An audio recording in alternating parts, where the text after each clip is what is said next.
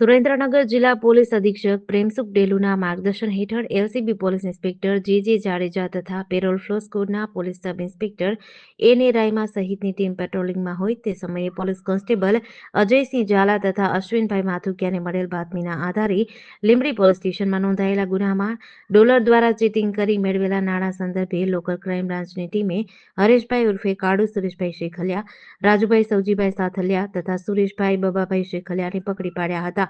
પોલીસે આરોપી પાસેથી ₹2,72,000 રોકડ રકમનું મુદ્દામાલ કબજે કર્યો હતો.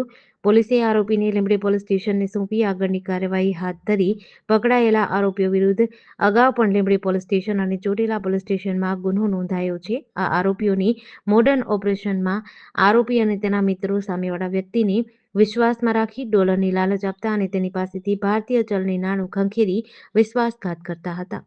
જેડીસી ન્યૂઝ સાથે દિનેશ ગામવા સાથે જયેશ કુમાર ઝાલા, ધ્રાંગધ્રા.